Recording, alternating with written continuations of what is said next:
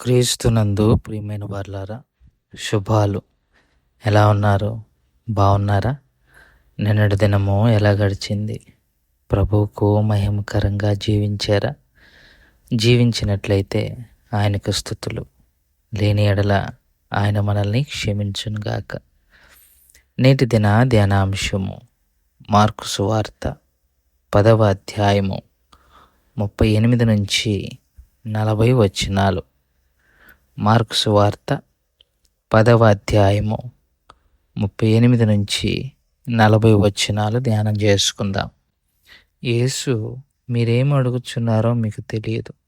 నేను త్రాగుచున్న గిన్నెలోనిది త్రాగుట అయినను, నేను పొందుచున్న బాప్తిస్మము పొందుట అయినను మీ చేత అగునా అని వారిని అడుగగా, వారు మా చేత అగుననిది.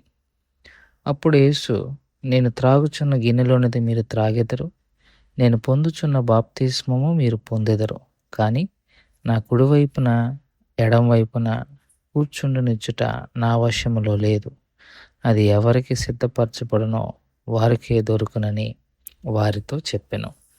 దేవుని వాక్యాన్ని మన వెనికిల్లో దీవించి ఆశీర్వదించునుగాక.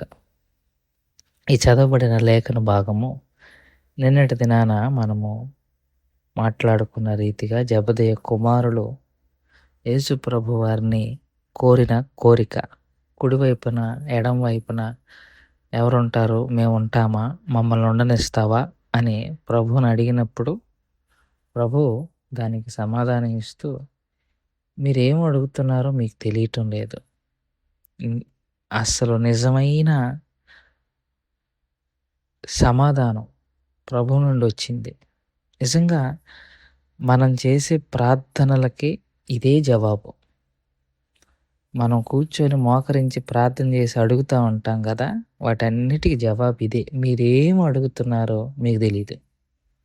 You do not know what you are asking. నిజంగానే మనకు తెలియదు, మనకి ఏది అడగాలో కూడా తెలియదు. వాళ్ళు ఏం అడుగుతున్నారు చూడండి, కుడివైపున ఒకళ్ళు ఎడం వైపున ఒకళ్ళు ఉంచుకోమంటున్నారు. ఉంచుకోమంటే ఇన్ ద సెన్స్, మమ్మల్ని ఉండాలి, మేము నీ కుడివైపున ఒకళ్ళు ఉంటాం, ఎడవైపున ఒకళ్ళు ఉంటాము అన్న ఒక కోరిక. కోరికలు ఉంటే ఉండొచ్చు, కానీ మన పరిధిలో లేని కోరికలు, మన స్థాయికి మించిన కోరికలు కోరకూడదు. అసలు దేవుని కుడి పార్శ్వమందు కూర్చుండాలని, ఎడం పార్శ్వమందు కూర్చుండాలని మమ్మల్ని ఉండనివ్వు నువ్వు అని అడుగుతున్నావు అని అంటే దాని విలువ తెలియక వాళ్ళు అడిగారు. అది ఎందరికో లేని భాగ్యం, అది అందరికీ దక్కని భాగ్యం. అది వాళ్ళు ఏం అడుగుతున్నారో తెలియదు. అందుకే ప్రభువారు అన్నారు, మీరేం అడుగుతున్నారో మీకు అసలు తెలీదు అని అన్నారు. మనం కూడా అంతే, ఉపవాసాలు ఉంటాం, అది కావాలంటాం, ఇది కావాలంటాం, అసలు మనకు తెలీదు, మనకు అడగటం రాదు, దేవుని సన్నిధిలో ఏం అడగాలో కూడా తెలియదు. ఏం అడుగుతున్నారో మీకు తెలీదు అని సంబంధం లేనట్టుగా మాట్లాడారు, కానీ సంబంధం ఉంది. ఏమన్నారంటే, నేను త్రాగుచున్న గిన్నెలోనిది త్రాగుటైనను, నేను పొందుచున్న బాప్తిస్మము పొందుటైనను మీ చేతగునా అన్నాడు. అంటే ఆ శిష్యులతో అన్నారు, నేను తాగబోయే గిన్నెలోది, నేను పొందుకోబోయే బాప్తిస్మము మీరు ఎరుగుతారా, మీకు తెలుసా అంటాడు. ఇక్కడ డౌట్ రావచ్చు, బాప్తీసం తీసుకున్నాడు కదా, మళ్ళీ ఆయన బాప్తీసం ఏంటంటే, ఇక్కడ ఆయన నేను తాగే గిన్నె, నేను పొందబోయే బాప్తీసం రెండు ఒకదాని గురించే సూచిస్తున్నాయి. అదేంటంటే శ్రమలు. నేను పొందుకోబోయే శ్రమలు మీరు పొందుకోగలరా అని. కానీ వాళ్ళకి అర్థం కాక యేసయ్య అడిగిన ప్రశ్నకు వారు, మేము తాగుతాం, మేము తాగగలం, నువ్వు పొందుకోబోయే బాప్తీసం పొందుకోగలం, నువ్వు తాగబోయే ద్రాక్షారసం మేము తాగగలం. కానీ యేసయ్య అర్థం కానట్టుగా వారిని అడిగిన ఆ ప్రశ్నకు, అంటే ఇప్పుడు మనం అంటాం కదా, నేను దేని గుండా వెళ్తున్నానో నీకేం తెలుసు అంటారు. దేని గుండా వెళ్తున్నారో నీకేం తెలుసు అని అంటే దాని అర్థం దేని గుండా వెళ్తున్నామనా కాదు, మన పరిస్థితులు ఎలాగున్నాయని. సో ఆ అలంకార భాషలో మాట్లాడిన దాని వెనక ఉన్న ఉద్దేశాన్ని గుర్తించాలి, కానీ శిష్యులు అది గుర్తించకుండా మేము తాగుతాం అన్నారు. అది యేసయ్య శ్రమల గురించి మాట్లాడుతున్నాడని వారికి అర్థం కాల.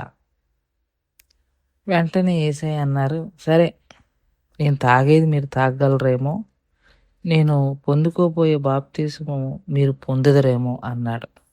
నిజంగానే వారు పొందుకున్నారు. వాళ్ళు శ్రమలు పడ్డారు.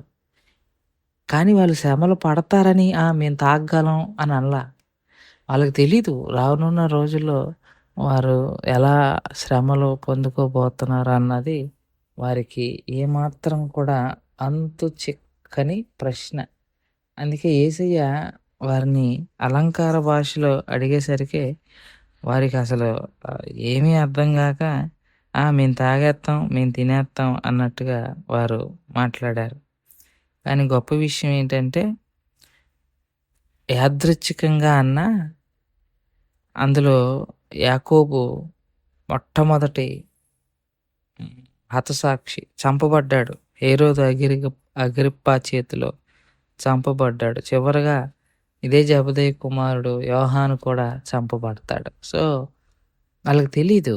కానీ తెలియకుండానే వాళ్ళు పొందుకుంటాం అన్నారు. దానికి యేసయ్య ఏమన్నాడు, పొందుకుంటారు మీరు అన్నాడు. నిజమే, వాళ్ళు ఏం పొందుకోబోతున్నారు అన్న విషయం యేసయ్య ముందే ఎరిగాడు కాబట్టి పొందుకున్నారు. కానీ ఒకటి మాత్రం చెప్తున్నా, ఒకవేళ మీరు నేను తాగేది తాగినా, నేను పొందుకొనబోయే బాప్తిసం మీరు పొందుకున్నా, కుడి పార్శ్వమందు ఎడపార్శ్వమందు ఎవరు కూర్చోవాలన్నది నిర్ణయాధికారము నా చేతుల్లో లేదు. అది దేవుడు ఎవరికి ఇవ్వాలనుకుంటే, తండ్రి ఎవరికి ఇవ్వాలనుకుంటే వాళ్ళకి ఇస్తారు. తండ్రి ఏ కొలమానంతో ఇస్తారు అన్నది మన ఊహకు అందదు, మన చేతులకు అందదు. మీకు ఒక ఉదాహరణ చెప్తా. ప్రభువా ప్రభువా ప్రభువా అని పిలిచి ప్రతివాడు నా తండ్రి రాజ్యానికి వారసుడు కాడు అంటే, అయ్యా నీ నామములో ప్రవచించలేదా, దెయ్యములు వెళ్ళగొట్టలేదా, సువార్త ప్రకటించలేదా అంటే మీరెవరో నాకు తెలియదు అన్నాడు. కొలమానం లేదు. క్రియలు చేసి మెప్పించి దేవుణ్ణి మెప్పించలేం. కృప కృప కృప ఈ మాటను బల్లగుద్ది రాసుకోవాలి క్రైస్తవుడు. దేవుని రాజ్యంలోనికి వెళ్ళాలన్నా, ఈ లోకంలో ఆయన కొరకు జీవించాలన్నా, పరిచర్య చేయాలన్నా కేవలం కృప. A beautiful word. అద్భుతమైన అందమైన మాట కృప. ఆ కృప లేకపోతే ఎవ్వరు ఏమీ చేయలేరు. అందుకే యేసయ్య అన్నాడు అక్కడ ఆ స్టేట్మెంట్, ఎవరు ఉంటారో అది పొందబోయేవారే పొందుకుంటారంటే, ఆయన చెప్పకనే చెప్పిన మాట ఏంటంటే, ఎవరికి అక్కడ కృప ఉంటుందో వారు మాత్రమే దాన్ని పొందుకుంటారని. దేవుడి మాటలు దీవించి ఆశీర్వదించును గాక. ప్రార్థన చేసుకుందాం. మమ్మల్ని మిక్కిలిగా ప్రేమించిన మా ప్రియ పరలోకపు తండ్రి, మీ పాదాలకు స్తోత్రాలు. చెప్పబడిన వాక్యాన్ని బట్టి మీకు స్తోత్రాలు. విన్న వాక్యం మా హృదయంలో భద్రపరచుకొని వాక్యానుసారంగా జీవించగలిగిన కృపాభాగ్యం మాకు అందరికి దయచేయమని యేసుక్రీస్తు ప్రభువారి పునినామములో అడిగి వేడుకుంటున్నాం తండ్రి. ఆమెన్. God bless you.